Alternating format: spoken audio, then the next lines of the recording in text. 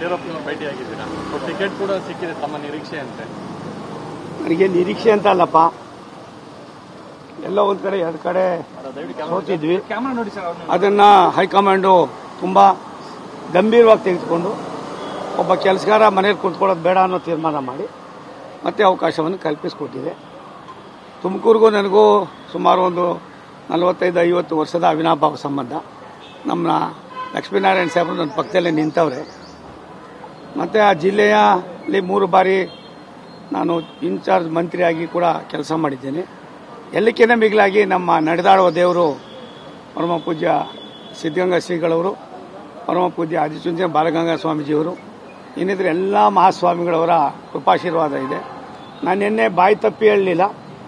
ನನಗೆ ಸ್ಪಾಂಟೇನಿಯಸ್ ಆಗಿ ಬಂದಿದ್ದು, ರಾಷ್ಟ್ರದಲ್ಲಿ ಒಂದೇ ವಾರಣಾಸಿ ಇರೋದು, ಕರ್ನಾಟಕದಲ್ಲೂ ಕೂಡ ತುಮಕೂರು ಒಂದು ಸಣ್ಣ ವಾರಣಾಸಿ ಆಗಿ ಪರಿವರ್ತನೆ ಆಗೋದಕ್ಕೆ ಭಗವಂತನ ಪ್ರೇರಣೆ ಅಂತ ಕಾಣಿಸ್ತದೆ.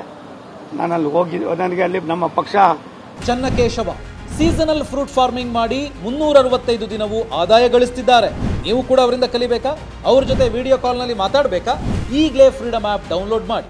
ವಿಶೇಷವಾಗಿ ನಮ್ಮ ರಾಷ್ಟ್ರದ ನಾಯಕರಾದ ಸನ್ಮಾನ್ಯ ನರೇಂದ್ರ ಮೋದಿ ಸಾಹೇಬರು, ಅಮಿತ್ ಶಾ ಅವರು, ನಡ್ಡಾ ಅವರು, ನಮ್ಮ ರಾಜ್ಯದ ನಮ್ಮೆಲ್ಲರ ನಾಯಕರಾದ ಯಡಿಯೂರಪ್ಪನವರು, ರಾಜ್ಯಾಧ್ಯಕ್ಷರು, ನಮ್ಮೆಲ್ಲ ಮುಖಂಡರು ಸೇರಿ ಕಳಿಸಿದ್ದಾರೆ. ಹೋಗಿದ್ದೀವಿ.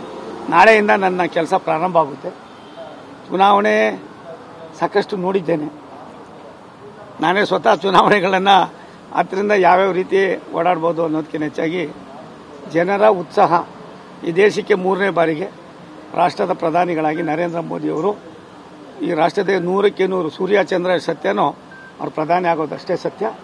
ಅದಕ್ಕೋಸ್ಕರ ಕರ್ನಾಟಕದ ಜನ 7.5 ಕೋಟಿ ಜನ ಕರ್ನಾಟಕ ಜನ, ನಾವು ಕೂಡ ಮೋದಿಯವರ ಕೈಯನ್ನು ಬಲಪಡಿಸ್ತಕ್ಕಂಥದ್ದು 28 ಕೂಡ ಕರ್ನಾಟಕದಿಂದ ಅವರನ್ನು ಪ್ರಧಾನಿ ಮಾಡ್ತಕ್ಕಂಥದ್ರಲ್ಲಿ ನಾವು ಕೂಡ ಪ್ರಮುಖ ಪಾತ್ರವನ್ನು ವಹಿಸಿದ್ದೇವೆ ಅನ್ನೋದಕ್ಕೆ ಈ ಚುನಾವಣೆಯಲ್ಲಿ ರಾಜ್ಯದ ಜನರು ಕೂಡ ತೀರ್ಮಾನ ಮಾಡಿ ಇದೊಂದು ದಿಕ್ಸೂಚಿಯನ್ನು ಸಂದೇಶವನ್ನು ಕೊಡ್ತಾರೆ ಅನ್ನುವ ಅಚಲವಾದ ನಂಬಿಕೆ ನನ್ನದಾಗಿದೆ.